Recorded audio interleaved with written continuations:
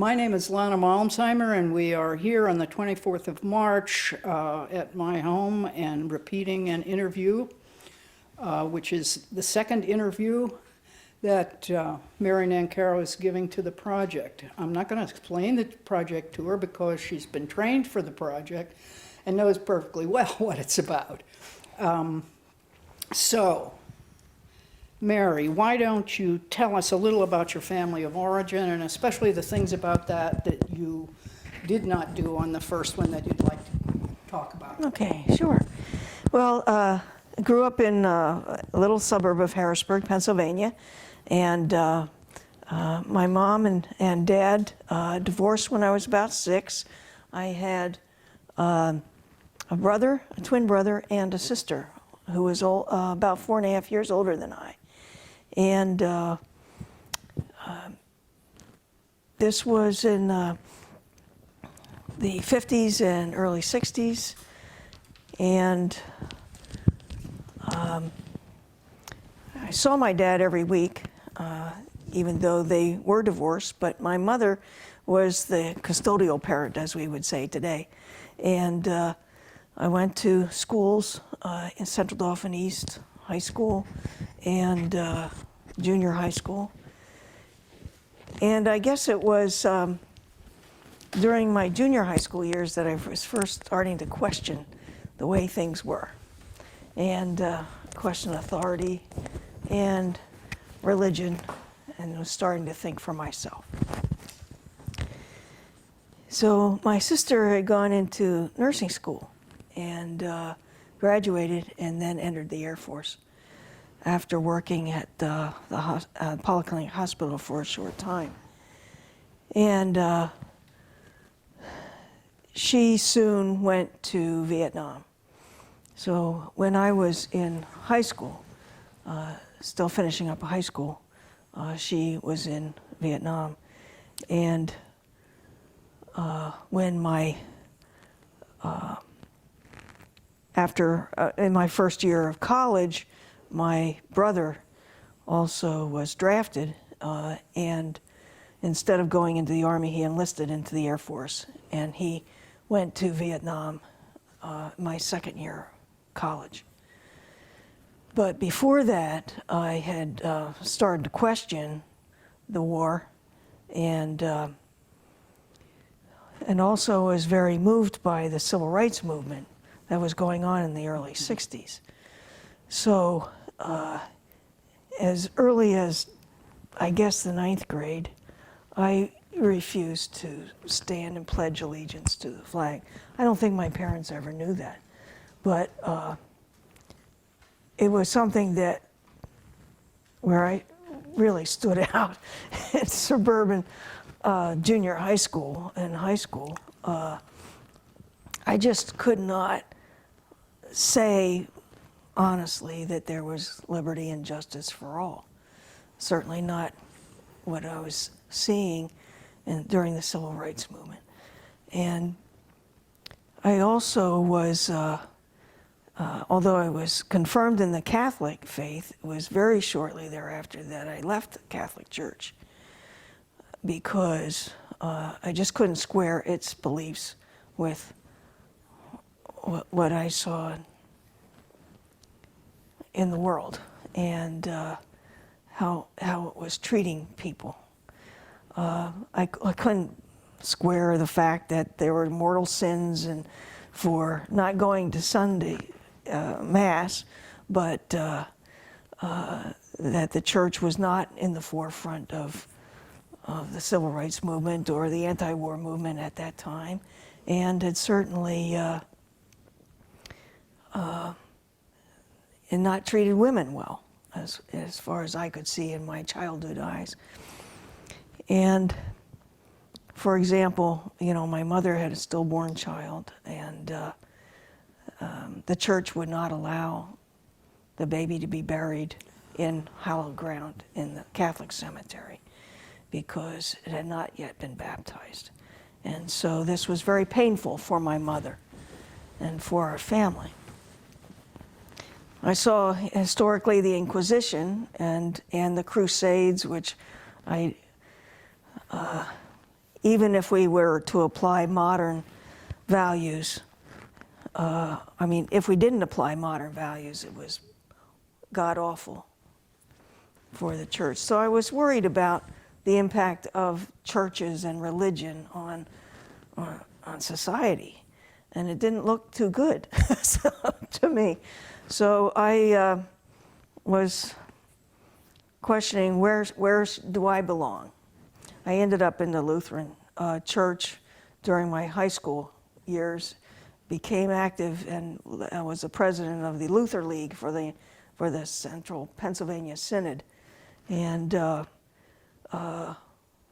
where we led retreats and also were involved in social activities and bringing our congregations a little bit further to concerns that we young people had. But when I got to college, in high school and in college, I was reading everything I could about why we were in Vietnam.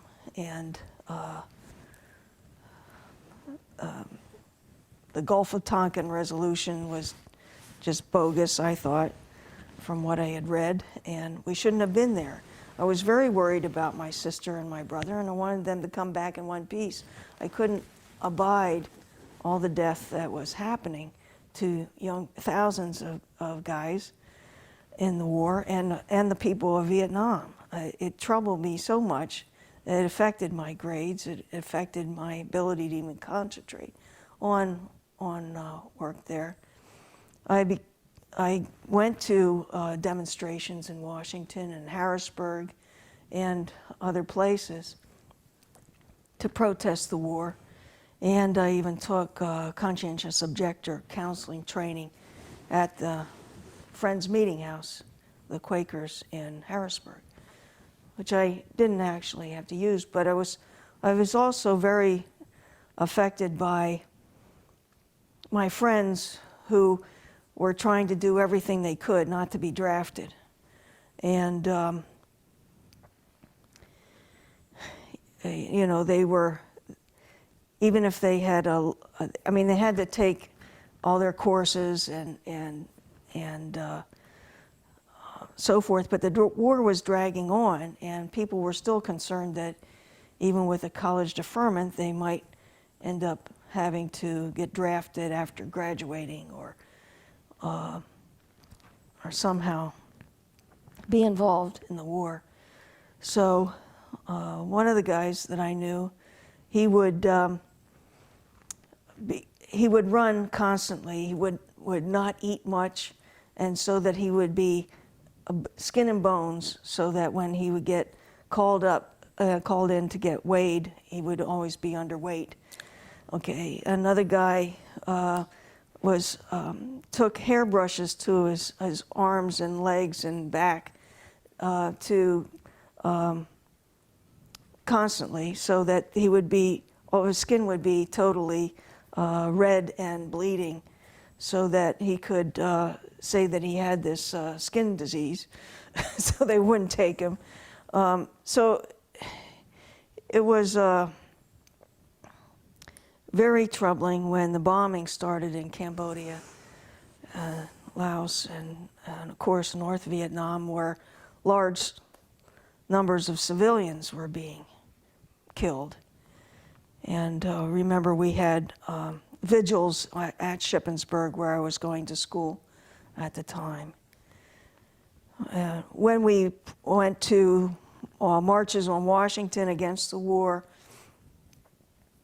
we were tear gassed. We were at the Washington Monument after the march, just sitting down with thousands of other people from all walks of life and ages. And the National Park Service police, mounted police, were gathering all around the base of the Washington Monument where we were, just eating, drinking our water and so forth. And without even saying you need to disperse, they ran with their on horseback toward us to disperse the crowd, running into us, thousands of people. And of course we ran. When you see a huge animal coming at you, you run. And of course they also did the tear gas. So we were running through the streets of Washington trying to escape the tear gas. Even before the march, of course, college students don't have a dime to rub against each other. So we came down to American University to get the lay of the land, as it were, and to be trained for the march. And we ended up sleeping on the chapel floor of American University, AU. But the DC police were walking past us all night long. Their squeaky leather boots is a sound I won't forget, past my ear. We were sleeping on the floor of the chapel. What were we going to do? You know, what mayhem were we going to create that we needed police? They were inside? Oh yes, they were inside, you know, patrolling us as we slept on the floor of the chapel there. So anyway, the anti-war movement did certainly affect me. Can you tell me about when this was? Oh, this was in the early 70s. Early 70s, 69, 70, 71. So anyway, I was also coming to consider who I was in the world and who I was as a person. And during the early 70s was when I was coming out to myself. I was in counseling because I was having trouble in school, and I was just a troubled young person. So I was in counseling. And I remember the counselor had said to me when it came time to talk about being with my boyfriend or how I really felt about relationships and so forth. I had disclosed that I was feeling drawn and attracted to women. He said, well, I think that's nothing more than mutual masturbation. I was so struck by that he had no clue as to what loving meant or who one was, identity. He only saw things in sexual terms, not even intimacy. That I thought, hey, well, maybe I'm sick or something like that. I soon rejected that whole proposition of being. He wasn't much help, in other words. No, he was of no help. And as I was sorting through these feelings, and I just decided that I wasn't sick. There wasn't anything wrong with me, okay? So come what may, I would have to deal with myself and be who I was eventually. So I got unengaged to the very, very fine young man that I was engaged to. And came out to myself and met my first lover and eventually came out to my family. On the day of the press conference in Harrisburg for that Pennsylvania Now and other groups just forming had call for non-discrimination against lesbians and gays. And it was conducted by a high school student, Rachel McLaughlin, won't forget her name, from Mechanicsburg, and who was a NOW member.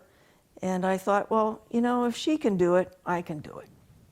You know, I was already 21 or 23 at the time, 23. So, heck, I went to visit my mom and my father individually, separately, and said, well, Mom, I'm going to be on the news, and that's why I'm telling you that I'm a lesbian. Well, she freaked out. She was upset and angry. My father just cried, and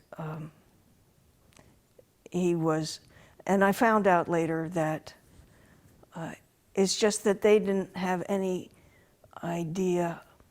They were worried about me, first of all, and they didn't think I could be happy.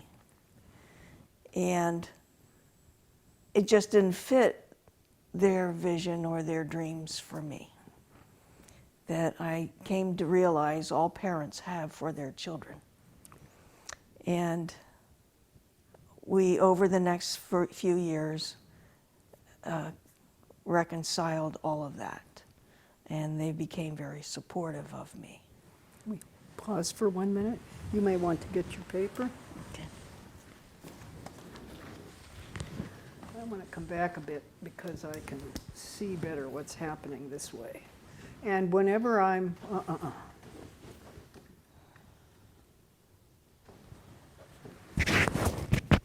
I am not seeing anything. Well, okay.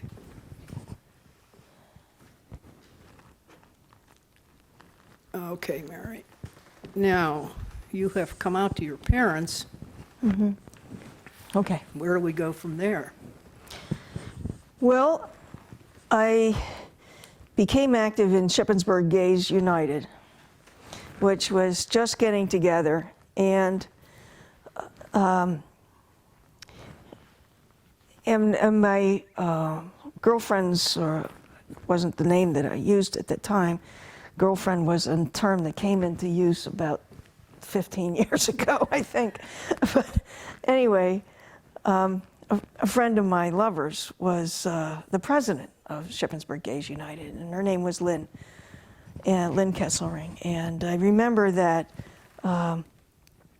she and her high school sweetheart had been together, and they were going to school at Shippensburg, and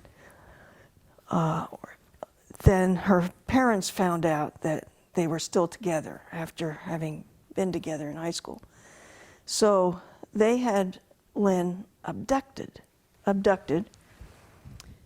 forcibly taken to Phil Haven, which was a private mental illness facility in Dauphin County, Lebanon County, near Mount Gretna, and said, you must change our daughter. To Phil Haven's credit, and this was in 73, 72, said, we can't change your daughter, okay? So it was in that kind of environment that it was seen that if you really tried, you could change, or parents often thought this was a phase you were going through, or you were sick, even after the APA came out with saying, no, this is not a mental illness. And we were also dealing at that time in the early 70s with the first of the ex-gay movement. Exodus was just coming into play.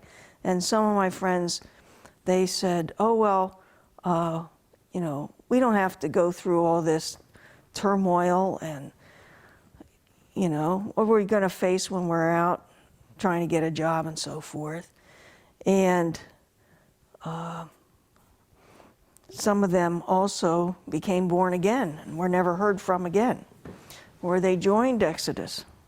I guess there were 2 people that I know of out of all of the friends that I had.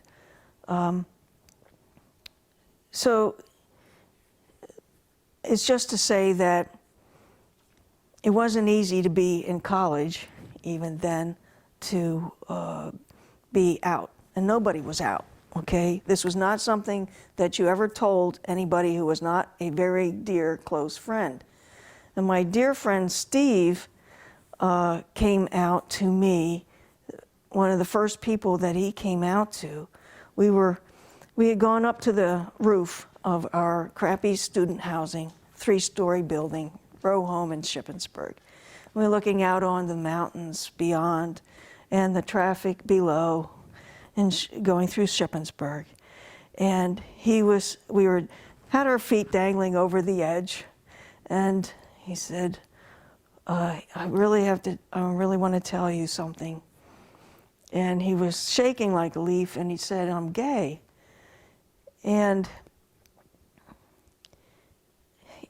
that was before anybody had gathered together or he knew about me or anything. And it took a lot of courage to even tell your closest friends that you were gay. We became lifelong friends, of course. Shippensburg. How did you respond to that? Well, I just said, well, I don't know if I said I am too. I just said, I probably did. But I said, I love you. You're a great guy. You're a wonderful person, and I'm so proud to be a friend of yours. You don't ever have to hide. But that's what we had to deal with in hiding on the job, with our friends, our straight friends, until we felt them out. And sometimes this took years, okay? So, and in our families, everybody has a different story. And throughout my life, I've been in the closet, out of the closet, back in under these circumstances, and out again, publicly. So did your parents just accept things and then No, go they had a along, hard or- time. They had a hard time with Shar getting to know her or accepting her as my partner, and so we went to. I got them to go to PFLAG, and I talked about this in my first interview, where I had talked with the pastor or the advisor to Parents and Friends of Lesbians and Gays, PFLAG, locally, and to the president, Jackie Schultz. And I said, well, I'd like to kind of invite them. And so I found out where they were going to be meeting and what they did at their meetings. So I called my mom up and I said, well, I'd like for you to be able to talk with other parents. Not me so much as people your own age and with some of your own questions and concerns. So PFLAG is meeting here and there, and I'll go with you. And she said, well, is your father coming? And I said, sure.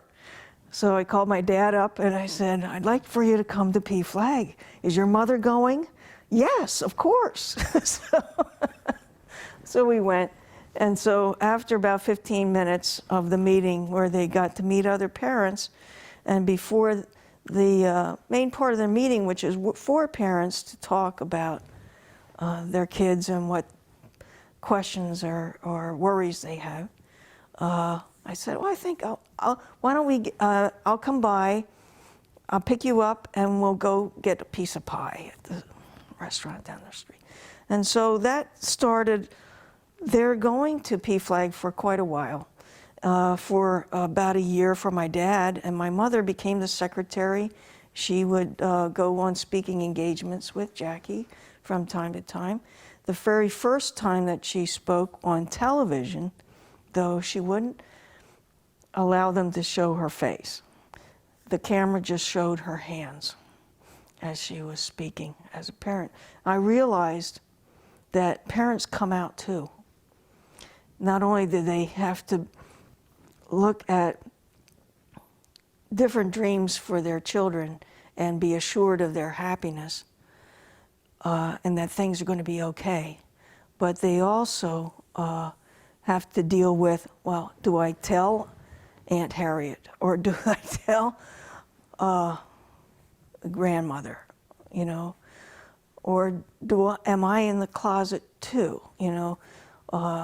Or do I allow my child to take the lead in talking about this with anyone?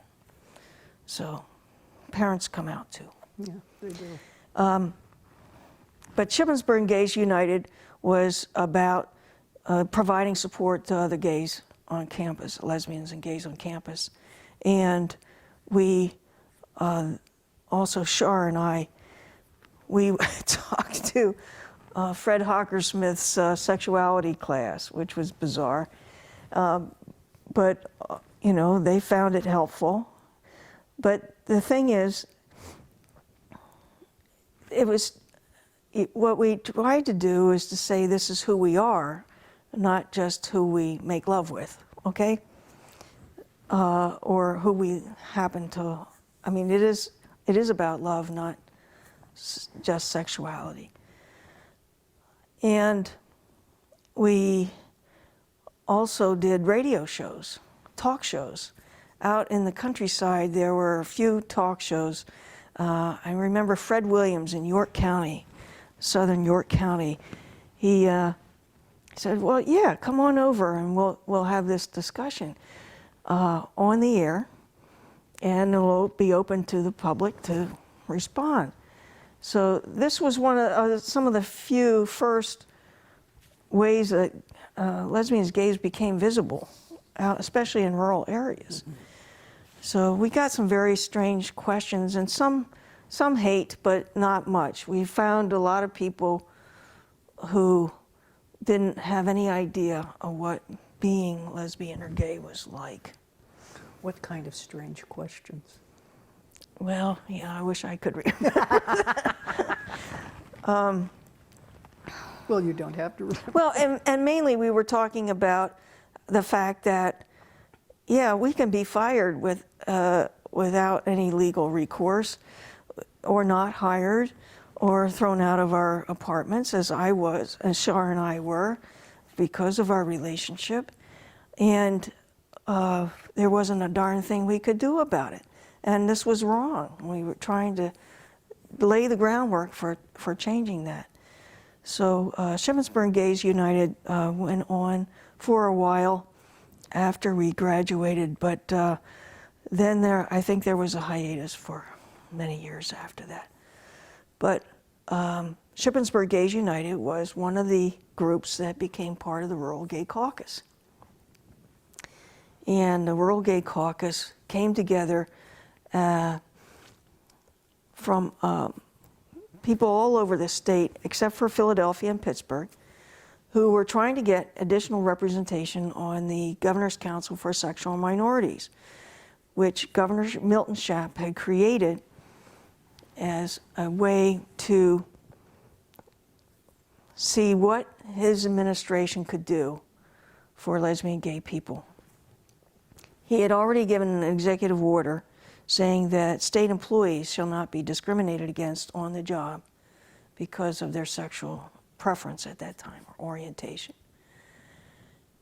And he created a council for all the state agencies to attend, representatives of the state agencies, plus community people to come to once a month to discuss these issues and solve problems. Only 2 people were community leaders from rural areas. There were like 9 from Philly and 7 from Pittsburgh. So all the rural gay folk clamored for more, actually won that. And so we became 6. Sam Dietz was appointed from Northumberland, Pennsylvania. He found within 6 months that he could not serve, so I was appointed by the governor to take on one of those seats. And that was from like 75 on through, I believe, 85, that the council was across administrations, across the, not only the second Schaap administration, but the Thornburg administrations. What sort of thing did they do? Well, the Governor's Council became the Pennsylvania Council for Sexual Minorities. It was chaired by Tony Silvestri, who was a professor at Penn State in 75. As I said, delegates from, or designees by the secretaries of all these state agencies came to hear what was going on. For example, the Pennsylvania State Police were in charge of vast expanses of Pennsylvania, providing protection to lesbians and gays out there in the countryside who were being harassed or vandalized and so forth. The Department of Education was just, because of our efforts, were starting to think about how to provide a safe environment at school, which was where a lot of bullying was happening, even then and beyond. Young people were committing suicide, and that's one of the reasons why I got involved and why what the Rural Gay Caucus was first dealing with. All these groups were coming together on days that the task force or the Governor's Council, what became the Governor's Council, so that after we got more rural representation, we said, we gotta join forces at home and deal with some of these issues and problems that are happening. People are getting into trouble out there.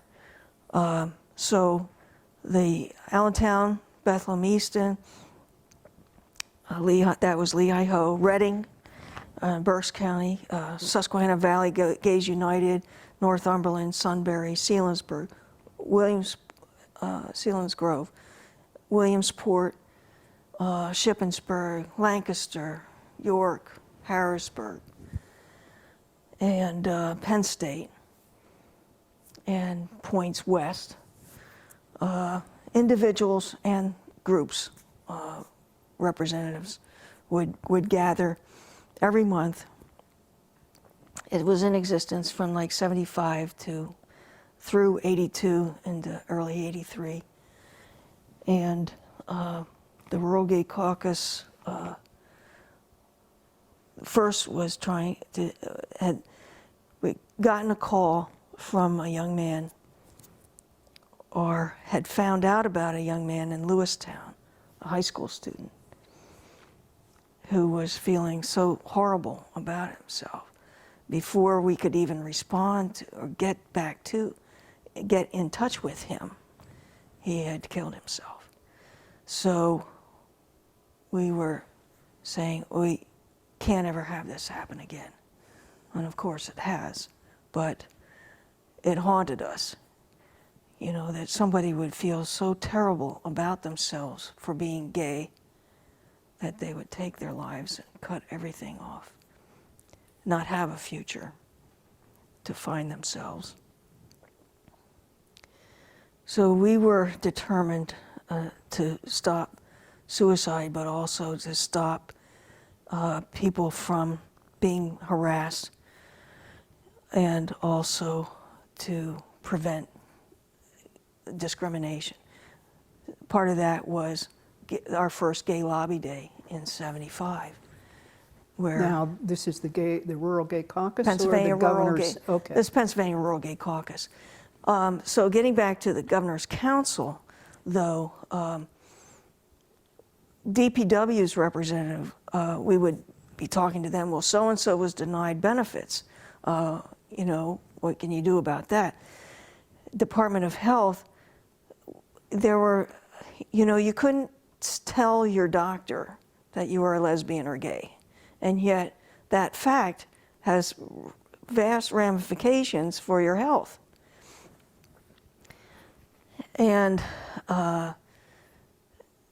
the Department of Health had clinics and so forth. When HIV came on the scene in 81 and 82, the Pennsylvania Department of Health and the Governor's Council really teamed up to try to get services and clinic and testing and treatment, what little there was, for people who were testing positive. And so that was just dealing with HIV/AIDS was what the council was taking care of predominantly for the last 4 years of its existence. Mm-hmm. Anyway, and the Pennsylvania Human Relations Commission was also on the council. Now, what was your relationship to that?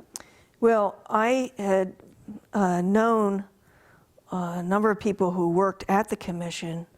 The Pennsylvania Human Relations Commission was the anti-discrimination agency for the Commonwealth.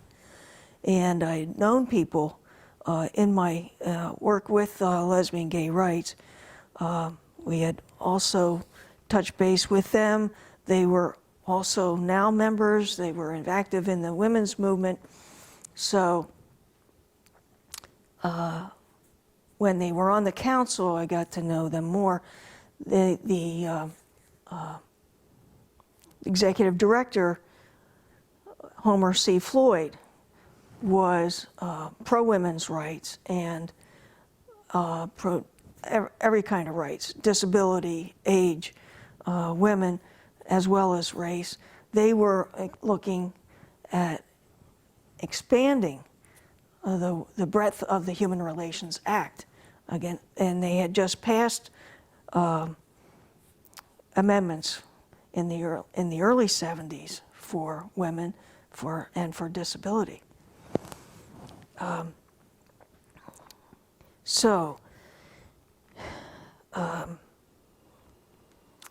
Women had come before. So anyway, Homer would, in succeeding years, and the commissioners would vote to support inclusion of sexual orientation and what became known as gender identity in the Human Relations Act. So they didn't do that. The commission didn't do that, of course. I mean, what I mean to say is that the legislature never did approve those inclusions in the Pennsylvania Human Relations Act. But you were lobbying them to get that to Yes. happen? Well, how Yes. did legislators, did they respond to Okay. your? Not openly well. Some folks, in the 70s, let's talk about the Rural Gay Caucus and the first Gay Lobby Day in 75. We trained everybody who came to Harrisburg, and pairs went to the legislative representatives. We were mostly talking about the anti-gay bills that had come were in committees for every session during the mid to late 70s. What kind of anti-gay legislation? The anti-gay bills were, if you were lesbian or gay, or accused of being such, you could not be a nurse, you could not work in daycare, you could not teach, you could not be a doctor, you could not be a youth group leader. Nothing, because the prejudice was that lesbians and gays were child molesters, okay? So they were not going to have a gay person, a known gay person, in contact with children in any capacity. And these were in, the right wing was creating these bills and putting them into committees, and we were trying to stop them from coming to the floor to be voted on. And also, we were laying the groundwork for inclusion in anti-discrimination bills. and the Pennsylvania Human Relations Act. So we took notes and we collected those. We would be lobbying throughout the existence of the Rural Gay Caucus. We had 2 gay lobby days. We had 4 state conferences starting in '78 and in East Stroudsburg. Then we had one in Harrisburg, another in Pittsburgh, and finally in '82 in Rainbow Mountain in Poconos. And in the Poconos in '82, we actually had a delegation from Massachusetts had been fighting for inclusion in their non-discrimination bill law for the last 10 years. And so we learned a lot about how to deal with the legislature on that. So the Rural Gay Caucus was also providing a lot of support for gay people out there. And I talked about that in the first interview. Because people would be getting arrested or for indecent exposure, and there was no such thing going on. Even if, or they were getting entrapped. This was the guys. And people were getting harassed and assaulted, gay bashed even then, to a greater extent. So we were trying to provide some support for them. We even went up to Bloomsburg, where Sam Emiston was getting bullied and beaten up. You know, think about this, a bunch of about 8 or 10 lesbians and gay folk going into his dormitory and making ourselves known. You know, if you treat him badly, if you even take a finger to him, you know, we're going to come back and you'll have hell to pay. You know, like who is going to pay attention to us? But we felt that we had to make a presence and on the campus in his support. So anyway, we were cranking out our newsletters by mimeograph machine and talking to each other by phone, and of course we just travel every month to a different location, so that towns or that city's group could come and meet us and get inspired or empowered to do what they were already doing locally. Every group had its own thing that they were doing, whether it was education in the libraries or schools or public on television or radio, or social groups, or writing letters to the editor and so forth. So we would be involved in their actions or demonstrations, and they would be involved in our activities. You're speaking of now then? That was the Rural Gay Caucus. The Rural Gay Caucus. Speaking of now, now was a big help, because now was the premier organization for organizing and for taking action and for lobbying, and we learned a great deal from the chapter leaders, presidents, and from the state leadership. We also used a lot of materials from the National Gay and Lesbian Task Force and the Philadelphia Lesbian Gay Task Force.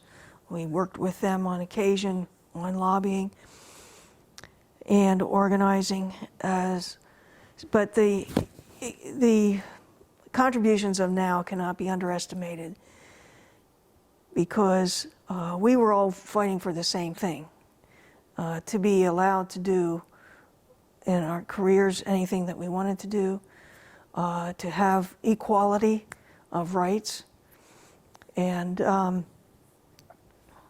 to get out of those very restrictive gender roles that were our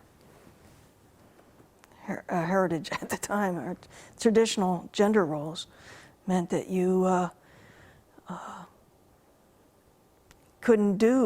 you couldn't go further in your career. You couldn't be the CEO. There were a handful of women in the upper echelons of business and in politics, all spheres of life. And women, married or single, had very few rights at the dawn of the modern women's movement. So I was involved with NOW from the early 70s as well. And we geared the Rural Gay Caucus. We constructed it so as to avoid some of the problems that the big cities were having in the lesbian gay rights movement. And that's because it's always fractured along gender lines. The men were not very appreciative of the women, and the women were always tangling with the chauvinistic attitudes of the men. So we instituted gender parity in the Rural Gay Caucus so that we had co-chairs, one man, one woman. So Ray from Lancaster, Ray Steckles from Lancaster, and Ruth from Reading were the first co-chairs for the first year. And then I and Joe Burns became co-chairs thereafter. And then Gary Norton and I and Roger Beatty and I were co-chairs. So I was co-chair for the caucus for about 5 years altogether, about that. But the women of the Rural Gay Caucus kept the men straight, as it were, in terms of, okay, you do not call me honey, you call me, you know, my name. You know, what do you mean you're you're not for women's equality? You know, the men of the Rural Gay Caucus, many of them became activists for the Equal Rights Amendment, for reproductive rights. They became card-carrying NOW members and active participants in their local chapters. You were educating them then? Yes, yes. So it's a mutual thing. And today's lesbian, gay, and trans movements are about inclusion. And so we started that here. We didn't want to have any schisms or division. Well, I know that NOW had its problems in the early 70s in that respect, so it never came to you. In the late 60s and very early 70s, National NOW had its problems accepting lesbian women, especially as leaders. However, they sorted that out in the first 4 to 5 years of NOW. NOW was organized in 1966. And so by the time you're involved, this right, isn't happening. No. And in fact, Pennsylvania NOW's leadership were half lesbian, half straight. Intentionally, okay, or that just happened? That just happened. Oh, okay. Okay. And by the first national conference convention that I was a part of for NOW, and it was held in Philadelphia, it had reconciled. I mean, there was no more division that I could see. And then NOW actively became involved in in seeking lesbian rights, and had national committees and national actions for lesbian rights ever since. And I was involved in several workshops for lesbian rights, but I didn't really have to be in NOW to do that, because NOW leadership all across the country was taking that on. from the mid 70s on to the present. And but as a NOW member, I got around. I would go to be as in the crowd in Congress while the hearings for the Equal Rights Amendment were going on, especially for the extension for ratification for the ERA, and you know, was there at the Senate with Senator Ted Kennedy speaking on behalf of the extension. I was went to actions surrounding Sonia Johnson's excommunication from the Mormon Church and her trial as a member of the Mormon Church because she had come out in support of the Equal Rights Amendment in Virginia, and the church fathers had her in seclusion and in only herself. You know, it was kind of like Joan of Arc, being bombarded by questions for hours and hours. But we were waiting outside in the dark with the TV cameras in support of her. And we would go in support of testimony in Congress and in Pennsylvania. We would take actions on the courthouse steps in Chambersburg, for heaven's sake, for the Equal Rights Amendment. We organized ERA walkathons. And in fact, in Harrisburg now, which I was a member of when I moved back from Shippensburg to the Harrisburg area in '75.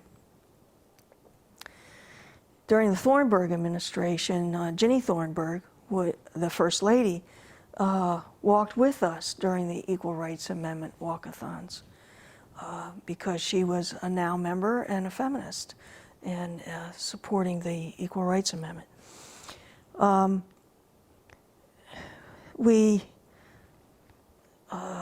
were certainly involved in the birth of the feminists were involved with the birth of the Pennsylvania Coalition Against Domestic Violence and the Pennsylvania Coalition Against Rape.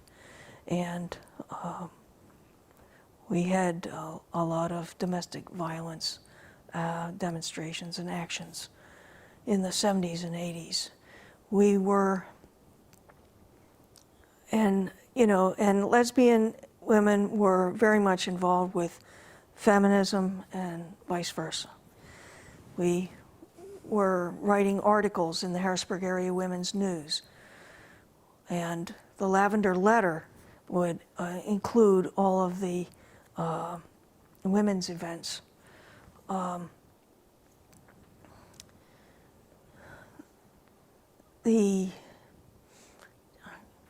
trying to say what I can.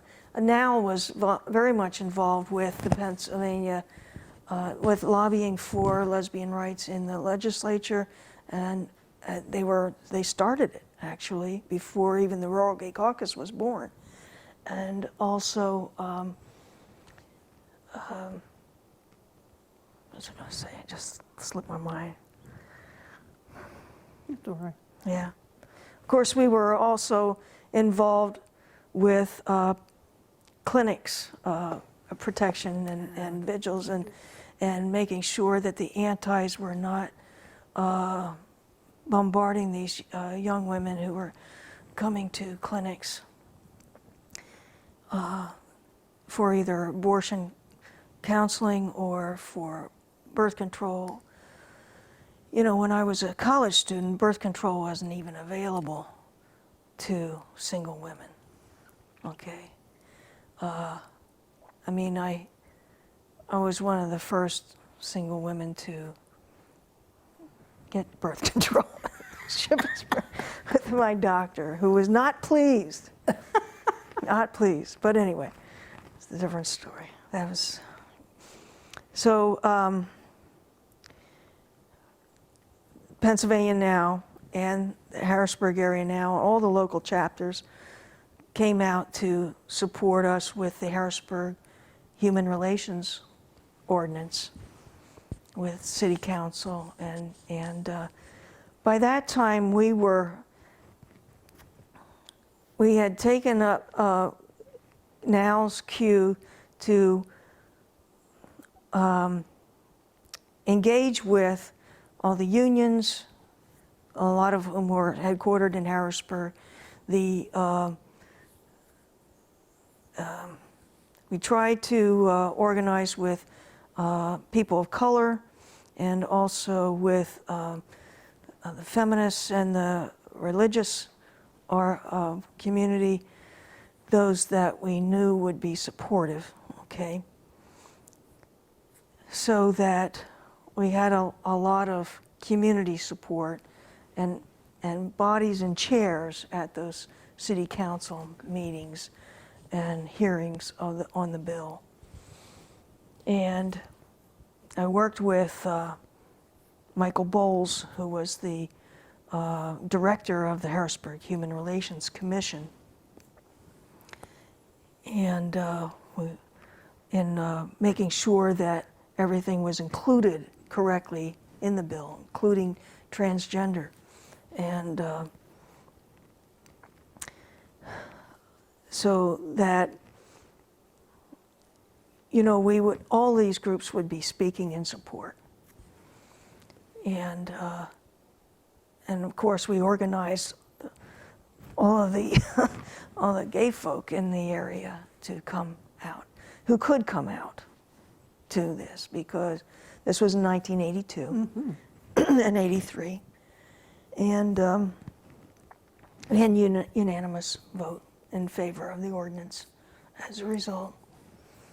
That's an accomplishment. And this was, you know, a lot of people, the Dignity leadership, and Now, and the Rural Gay Caucus, and the Switchboard, and you know, there were 8 of us leaders who would meet with the individual city council members and with the leader on the council, who would then meet individually. So that was passed when? June of '83. So. Do you know if it was ever enforced? Oh yes, of course. I know that they did have about, I guess, about a half dozen complaints over the years. And still, it took a lot of guts for somebody to file a discrimination complaint in the 80s. And it was investigated. Now, in recent years, they have disbanded the Human Relations Commission. The law is still on the books, but there isn't a person to investigate the complaint. But if there were a complaint, I presume that they would find a way to have it investigated. Excuse me. But then I ran for Pennsylvania Now president. And so you made that decision how? In '83. I was asked by one of the National Now board members, or the regional, a former Pennsylvania Now president from Williamsport, Gloria Sackman-Reed. And by this time I had already been an activist for the ERA in Florida. I wasn't a full-fledged missionary who quit their jobs and worked for the Equal Rights Amendment in Oklahoma or Florida or some of the other states for a year at a time. But I did take a month off work and was in Jacksonville, Florida, and Tallahassee, and got trained by Gloria, who was the Florida coordinator for the ERA. And so she asked me to run, and I decided to do so. And so a lot of the people who I had worked with on lesbian and gay rights and in the local chapters, although I never had chapter leadership, they came to Pittsburgh and voted for me. So you became now president? Yeah. And what did Pennsylvania now president. So at that time, we had during the height of the Equal Rights Amendment up through 82, when it went down, was not approved by the 35th state.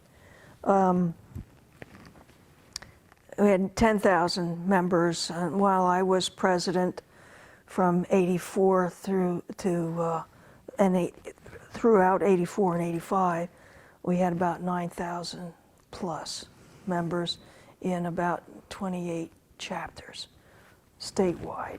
And so I was going out. I had campaigned in all those chapters, most of them, and and built a slate of other officers from all those other areas, and some very talented people. And so we went to work.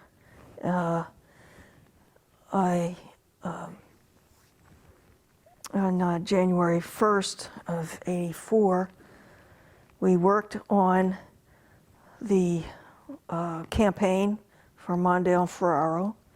We had a PAC that we raised money for, a political action committee, and we were supporting 20-some women candidates, both parties.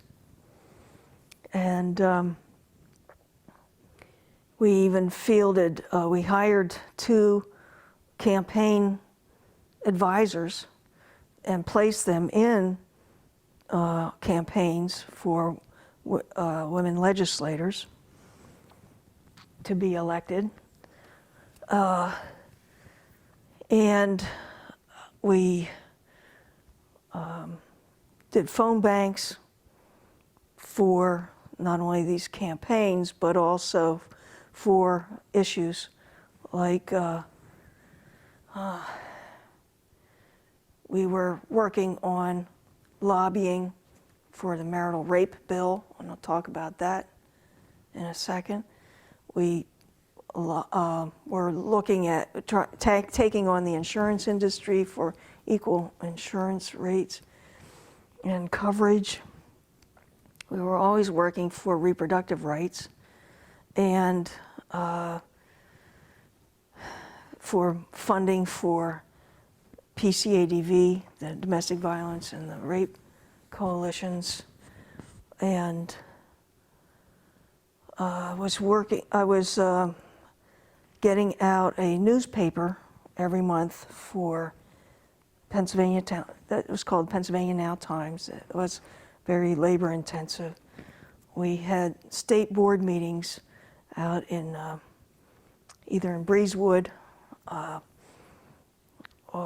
most of the time in Breezewood, because people would have to drive from either side of the state, or in Harrisburg every month, and those were weekend-long meetings to advance our agenda and making sure the chapters were okay, trying to build membership and raise money. Pennsylvania Now was one of the few states that had a paid president, but that didn't mean that we were always paid. So, they had What do you mean? Well, that portion of membership dues that was coming back into the state would only cover so much. So you had to raise money for the organization and for my salary. So, and sometimes we didn't make it. So, but anyway, and so we were also working, for equal pay, and we were trying to get the Pennsylvania Human Relations Commission to come out for comparable worth, which meant that, okay, so that the jobs didn't have to be identical, but say the liquor store clerk and the office secretary, who had much more responsibility, by the way, could be paid equally, okay? Not so that they wouldn't have to have identical job duties, but that classifications or classes of jobs that had the same level of education and training and responsibility and could be paid equally, okay? Comparable worth was never passed by the state of Pennsylvania, although we had a bill, nor did the commission come out in support of it, mainly because we had a Republican governor at the time. Be that as it may, we were also fighting for marital rape legislation, and I talked about this to your class. This was where it was still not prosecuted. That is, rape by a boyfriend or a husband. No DA was taking these cases because it was not seen as rape. It was more or less an environment of the man is entitled to sex with his girlfriend or his wife. And that harkened back to women as property. And so untold numbers of victims could not have any justice or protection by the police. So anyway, Carol Cody was a now member from Northeast Philadelphia who had been raped by her alcoholic husband. And she was, of course, physically abused and emotionally abused throughout their marriage. And she was raped in front of her children. So she led the fight in 1983 and 83 to get a bill introduced, or to try to get a bill introduced in the legislature. And my predecessor started that effort. Now, in 83, when the bill was first introduced, there were catcalls and flying airplanes across the floor of the General Assembly, okay? Because these idiot men, male legislators, could not conceive that there could be rape in a marriage or in a relationship, okay? So we met continually with the judiciary committees in both houses, and particularly in the Senate, which was Republican controlled, and lobbied individual legislators, senators, and reps, especially those on the committees and in leadership for their caucuses. At this time, in the early 80s, we still had law and order Republicans and moderate Republicans who would join with Democrats in bipartisan legislation. And that's how we got the Pennsylvania Coalition Against Domestic Violence and rape crisis centers to be funded. But, of course, Pennsylvania had its own ERA in the state constitution. But I digress. So anyway, we had, lobbied these these guys, they were mostly all guys, there were a couple women, but they finally saw from our personal stories that, and they touched their own families. I mean, one of the senators had a daughter who had been in an abusive relationship, a marriage, and so that was never known or disclosed, but he confided to me that that was why he was going to vote for it. And it finally passed on the last night of the session in 84 or 85, 3 o'clock in the morning. Most of the legislators were drunk. You were there? Senators, yes, of course. We were there during the vote. And in the gallery. And they didn't really want to do it. They were angry about having to vote for this. But we had finally prevailed upon the leadership to bring it forward, and they voted for it. So the penalties for marital rape were still less than if a stranger raped you, but it was on the books, and I hope that it was corrected later. So those were kind of some of the things that we were working on in now. But it was an experience that was overwhelming and so binding with sisters from all over the state, and part of me is still with the women's movement. So, You're not literally anymore? well, I you know, I was burnt out after this, Lana. And Well, I you just told went me- into a cave for about a year afterward. Only a year? Well, and then now said, I was helping out with some national marches for reproductive rights. I was, you know, volunteering. And then the national said, well, would you go to California and to these meetings because there's a group of people getting together to do a national march for lesbian gay rights in Washington next year. This was in '86. So in '86, I went to West Hollywood and met with some amazing people from all over the country You were representing Now? I was representing Now to plan the national march. And this was one of the first national marches. And there I met Cleve Jones, who was just beginning the Names Project in San Francisco. And this was where a quilt was made by survivors and loved ones of people who had died of AIDS.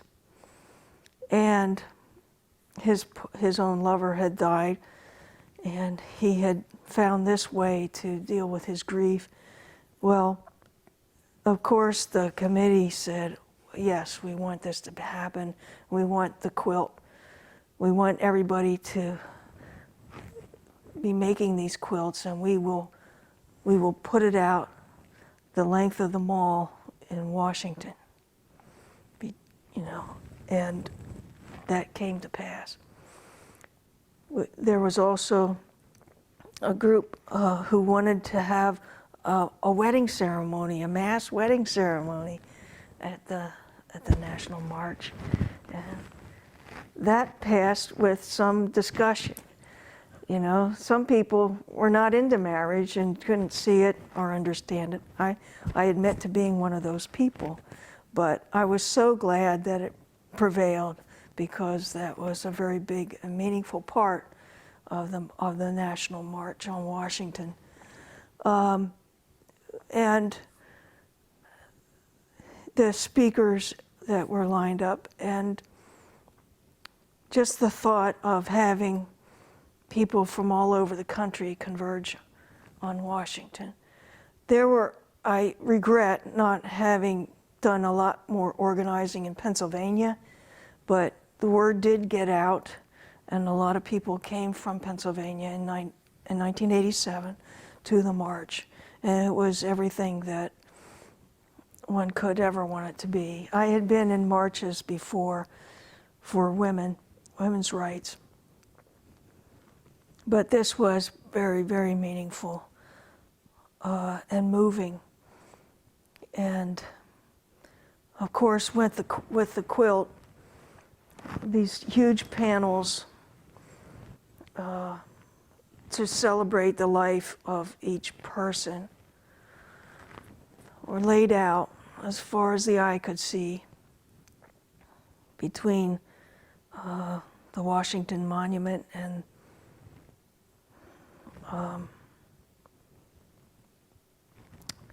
Washington Monument, all the way along the Mall to down to the Capitol, right? And as wide as from, all along Independence Avenue. And first of all, it was overwhelming and startling to see how many thousands of panels there were even then, and to visibly note how many people had died. And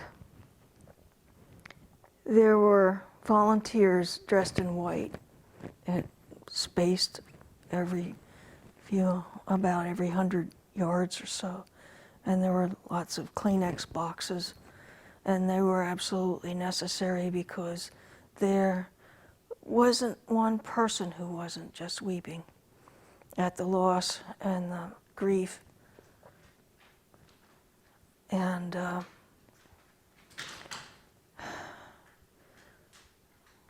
was not involved with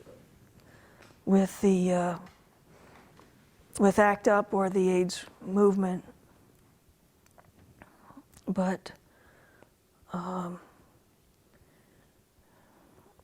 the decades of loss were just overwhelming to us all, everywhere. So I went on to, in terms of gay activism, I tried to be of help with the first ordinance effort in the 90s. Again, Lancaster Now was taking the lead on that and working with gay groups and individuals to try to get the city, which was Democratic in the middle of Lancaster County, which was Republicans, very similar to Dauphin County and Harrisburg. And that first effort failed, but the second one succeeded. But it was behind the scenes because in the late 80s and 90s, I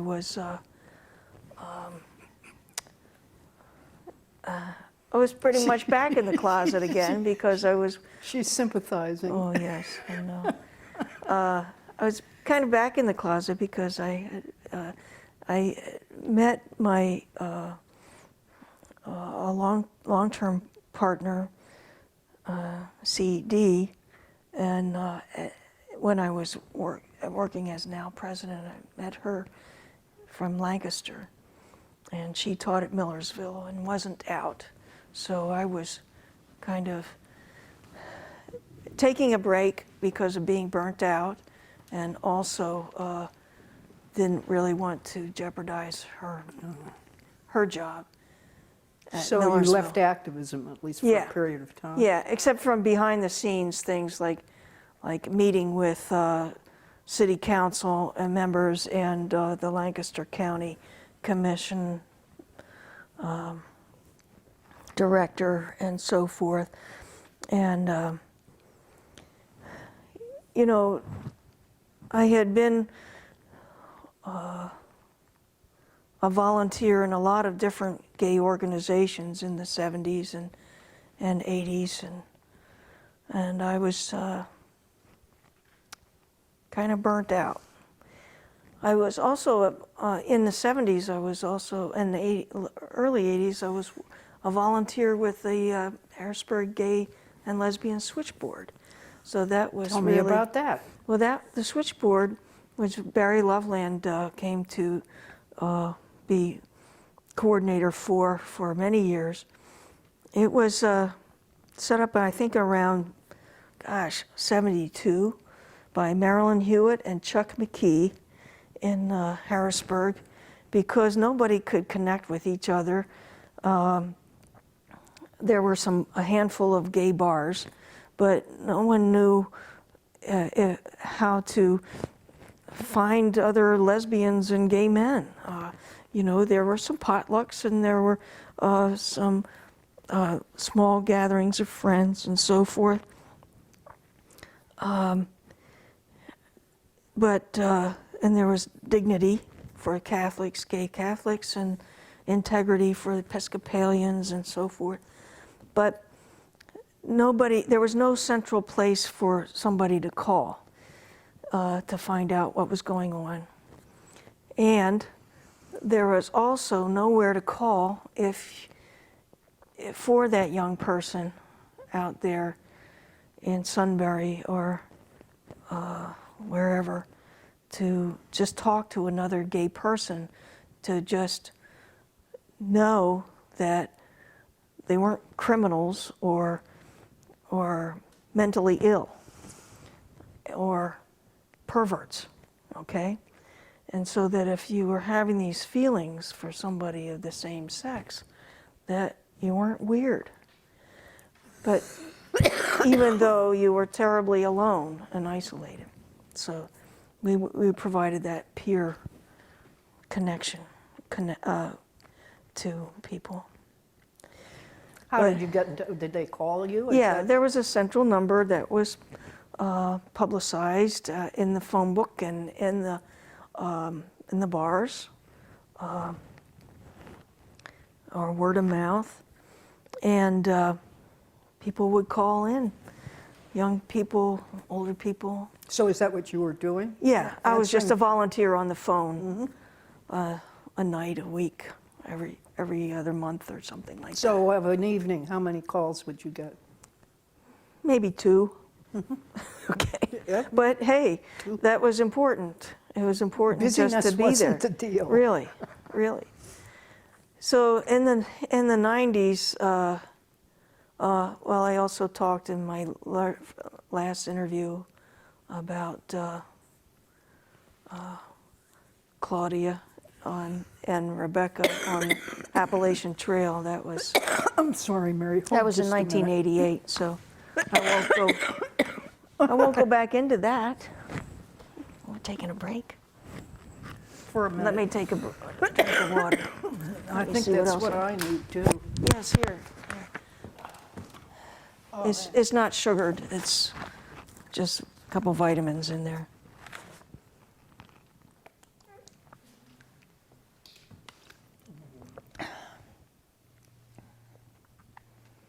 Oh my goodness.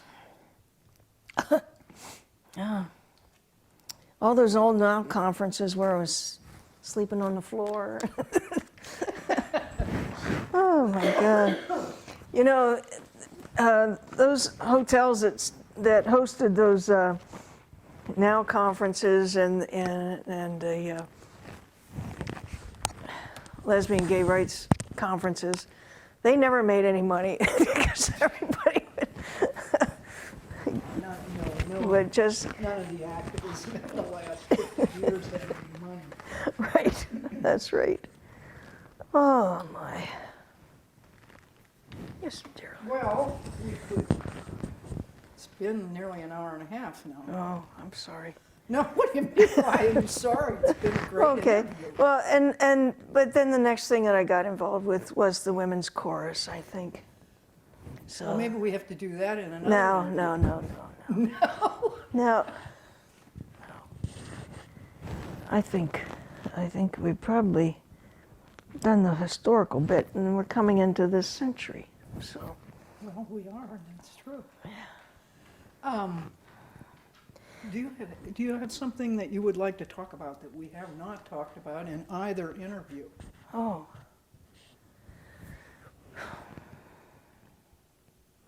Well, I've just been astounded as to how much change there's been in the coming out movement of the the late 80s, early 90s, especially since Ellen DeGeneres. It's been a world of change. It's something that I never thought I would see in my lifetime. Like what? Well, that people can come out. Not only well-known people, but your friends and neighbors, students, and that people can hold hands, and sometimes, and most of the time, not get beaten up, and that there is starting to become a glimmer of recognition that it's about identity, not sexuality per se.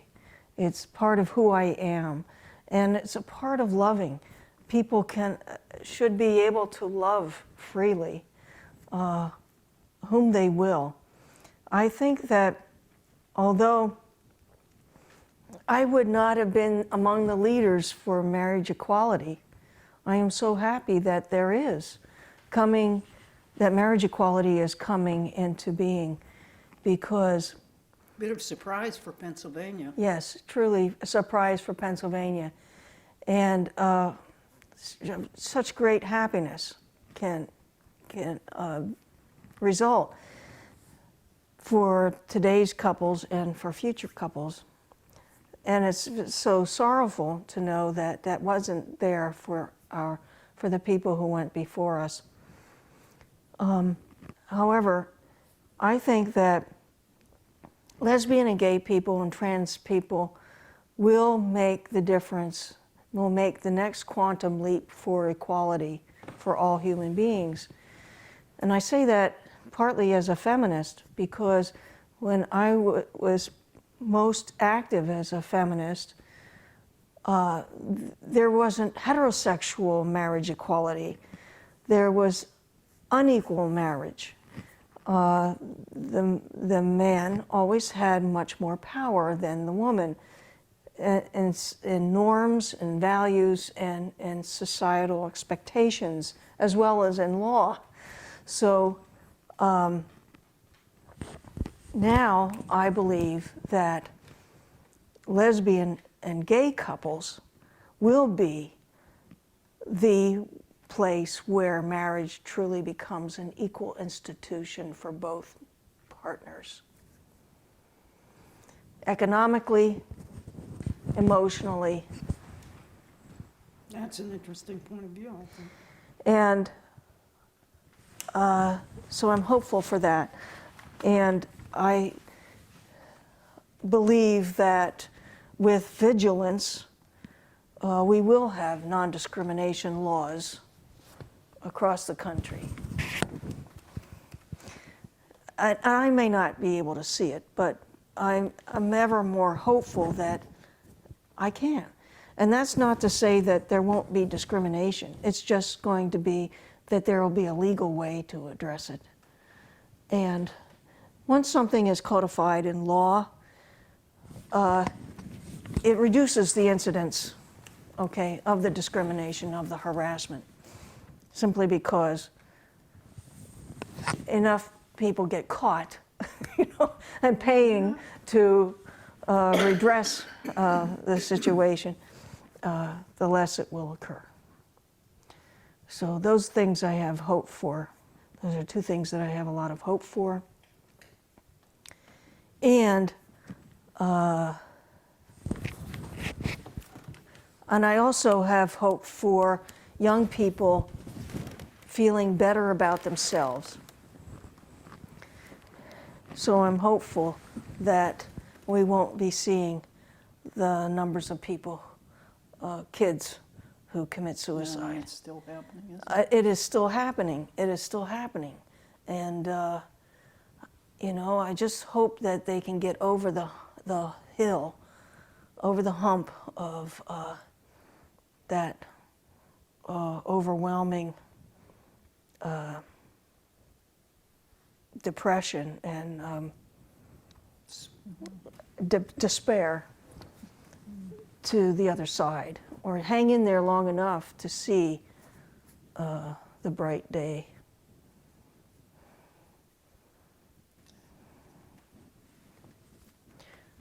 I can't think of anything else I have to Just say now, except you that I am you know, a shameless promoter for the women's chorus, Okay. and that we have an opportunity to become engaged in all areas of life now, and I'm looking forward to it.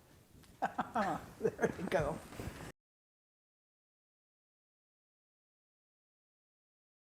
Okay, just after we did the end, Mary thought of something she needed to tell us, so.